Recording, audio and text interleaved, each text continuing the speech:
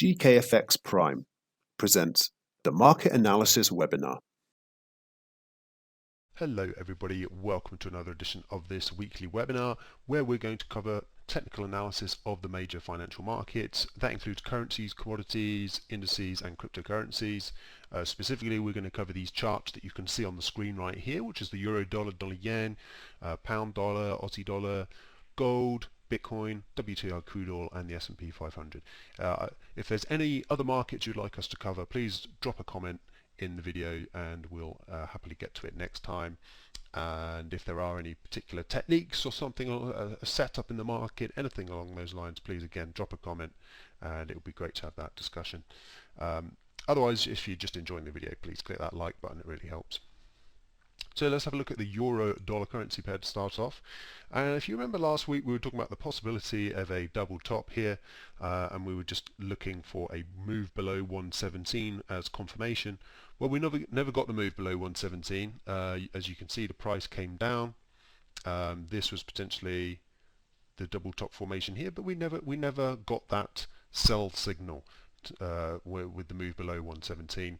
And you can see that we had just we put in a kind of little short-term double bottom here, and the price moved above the moving average and moved above this area of resistance and held it as support, and that's where we find ourselves, just testing this minor point of resistance, last week's high in effect, and we are just inside this trading range still. We're still inside the 19 to 17 trading range, and while we remain so, the trade for me is selling towards the highs and buying towards buying at the bottom of this trading range. At some point those trades don't work out because you get a breakout through the trading range, but we're not there yet. And obviously keep in mind the prior trend was up, so hence, you know, with the benefit of hindsight here, buying at the bottom of the trading range was in line with that former trend, but it was also in line with that short-term range trading situation. So that's where we find ourselves. Potentially look at the market dipping down again once it gets towards 119, obviously with half an eye on a possible upside breakout. What's the bigger context here is just reminding ourselves that we've got this long-term down-sloping trend line. We've had a massive monthly move up in the euro, and it was the worst monthly decline for the dollar in a decade. And so, you know, this is you know, important levels here for the euro. The question mark is, do we pull back from this downsloping trend line, or do we in fact break out to the top side? And so I would say in the course of the last week the probability has improved that we actually get a break through this long-term declining trend line and a move up through 119 to start probing 120 and the likes, and this previous high up here around 125. Okay, let's move over to the pound, and a very similar situation here. I would also been looking for a move below the 130 key handle, but again we didn't get it. In fact, we've held 130 on numerous tests now, and now we're up near resistance, hovering around 131, and you can see that these two prior peaks pretty much failed at 131.50. And then if we pull out to our long-term charts, I should probably need to notice they don't need to go that long-term. You can see that the March high before the big sell-off and a couple of highs before it were all coming in around 132. So hence we're kind of pausing at this area for that reason, and for the reason of a similar declining monthly trend line. But this, to me, this pound chart almost looks more intuitive than the euro chart, where it really does look like we're putting in a big double bottom at 115. And if that is the case, then you would expect at some point in time, maybe after a pullback, but maybe even this week, we push up through that declining trend line and move up towards this prior peak from 2017.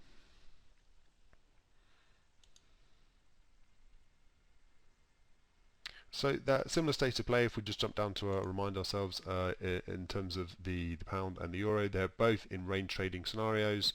A move up towards 132 would, if we got a close above 130, 150, and then a move up to 132, that would technically be a breakout, but it would also be a possibility to sell the move down. Remember, we're in August, guys, so typically less trends in the summer when everyone goes, when the big bankers and big traders go away for their holidays. Typically less follow through, but can get some good volatility as well. So tends to be better to fade the moves rather than ride a trend. But let's see. Switching gears to dollar yen. I think this downtrend probably does best characterize what's going on with dollar yen. It just basically skips out the madness of March. We're just in a downsloping channel, and you can see that we tested the underside of the channel, rallied up through 105, came into these previous lows, pulled back, broke above it, and now what you'd naturally want to see, if you want to see higher prices again above 107, is you want to see this same level which was broken as resistance. You want to see it hold again as support, and then setting up a move to test these prior peaks and the top side of this declining channel. But the only risk with doing that is that, as I say, the general tendency seems to be lower. So looking for short-term buy trades in the context of a generally downsloping trend is a bit more high risk. But if you do get the confirmation that old support, which we have seen as relevant, nonetheless it'd still be an opportunity. And then once you do get up to the top of the channel, then you are potentially in a situation, if you get a short-term reversal up here, then you are of course in line with the overall trend. If you do get a downtrend reversal on the short term, then you're in line with that longer term slope. So for the time being, we're trending negatively, but maybe on course for another little leg up, depending on how we hold that 10. What is that level right there? 106, pretty much on the money. 106 and change. Alternatively, 106, bit of a line in the sand. If we do move below 106, then we can probably expect a retest of this low down here, maybe re-challenge the bottom of the channel further down. Switching gears to the Aussie, so bit of an upward sloping channel here, and again might have been an opportunity to kind of engage in a bigger drop, potentially just down to the 0.7 level. Could have been what was on the cards last week, but it wasn't. And actually we kind of made a low and then a kind of equal low to the other side. So almost, had there actually been a downtrend before it, this is almost a inverse head and shoulders pattern here, the kind of classic pattern you expect to see in the market. Low, lower low, higher low, move to the top. So that seems like the most likely, and that sort of fits in with what's going on in euro dollar and pound dollar as they move up to the upside of the channel with essentially some dollar weakness on the cards potentially. Actually, this resistance is what I had on there first. So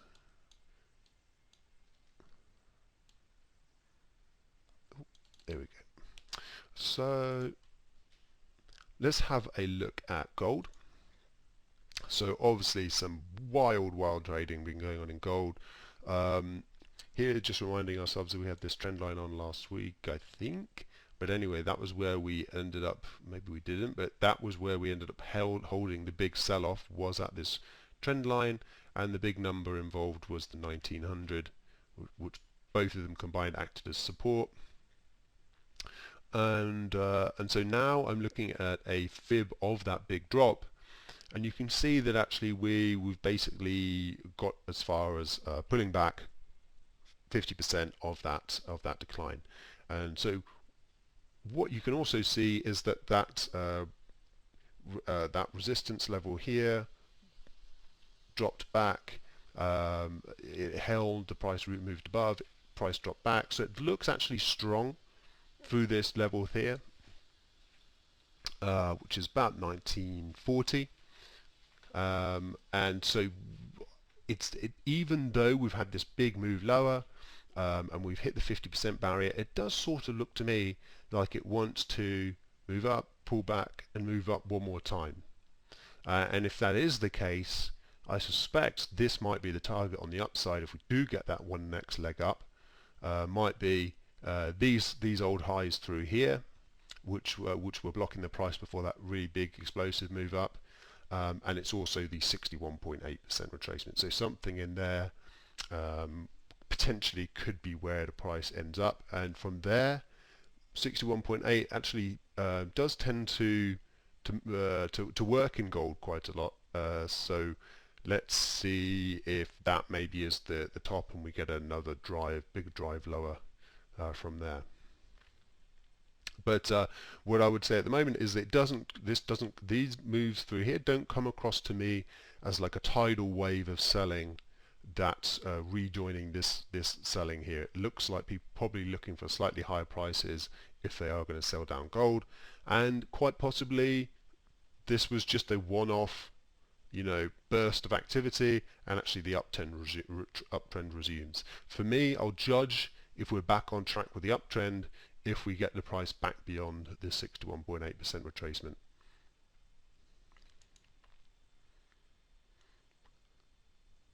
Alright, next let's have a look at oil. This is not my favorite market right now. Oil not really trading very nicely. This is the 4-hour chart, just to kind of give you a bit of an idea of how I see the structure.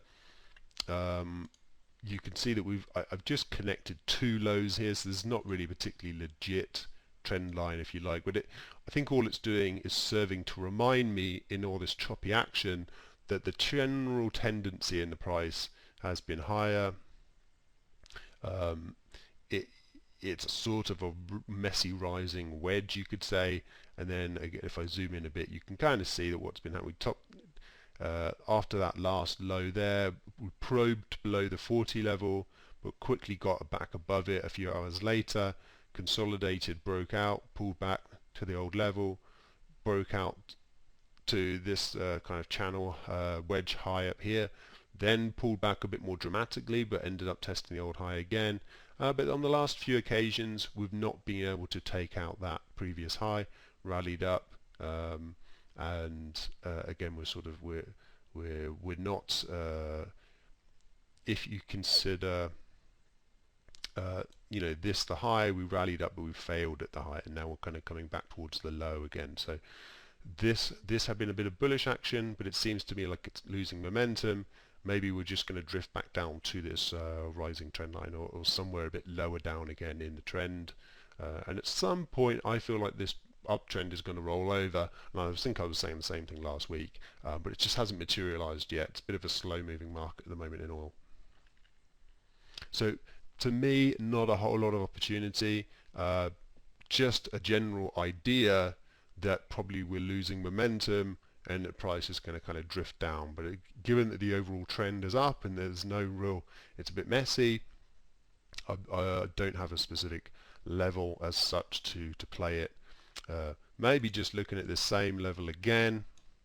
If we pull back and we have the rising trend line, that is, you could say, you're kind of roughly dealing with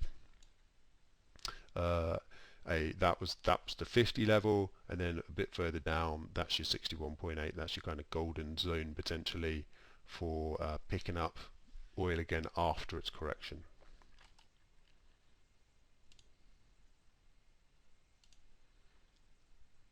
Right, let's move on to Bitcoin. Been really fun in Bitcoin. But we did get a bit of a, last week I was saying it would be ideal if we got another pullback back to the low, and actually we dropped even below it. But as long as the stops were in a sensible place under these former lows over here, then the pullback to this area, hopefully you managed to survive it, and we're moving back up to the 12k again level again now. And to me, it looks like a consolidation before a next up move. In the great context of things, I think I'm happy with the idea that we've broken through this kind of big clear bit of structure with that gap up, but we're just running in some resistance, because this is where Okay, we made much higher prices. What was it, like 13 or so, 13,800 or something, 13,700 roughly, with the highs. But actually the closes for these weeks were around 12k. So if we can close the week above 12k on a weekly basis, actually we're already breaking out on a kind of we'll have a new weekly closing high. You know, the highest since back in the glory days of 2018. So that will actually be significant, and it goes to explain why we're treading water a little bit at this big level. And last but not least, the good old S&P 500. Seems like a pretty strong chance that we get a new record high this week, but you can see we're just consolidating under those highs, and then if we want on a daily chart, we can see this was our record high that we're going by, and we're just kind of drifting along underneath it. But we're holding on to all the moving averages, and as you saw in the 4-hour chart, this seemed to be working quite well, this channel through here. And you can even see there's kind of a midline in the channel where the price was above it, then it kind of hugged the bottom trend line and the middle channel line, and then again it acted as support. So that's all working quite well at the moment. So how you can take it is, okay, maybe we get a break up to the record high, but if we get a move below that mid channel line, the natural interpretation is you get a retest of the bottom trend line, and if you get a break of that lower trend line, then essentially the trend is reversing. Alright, that's it. Thank you very much for watching this week. Good luck trading, and if you do enjoy the video, click the like button, and of course subscribe to the channel, and you won't miss next week's video. Thank you everyone.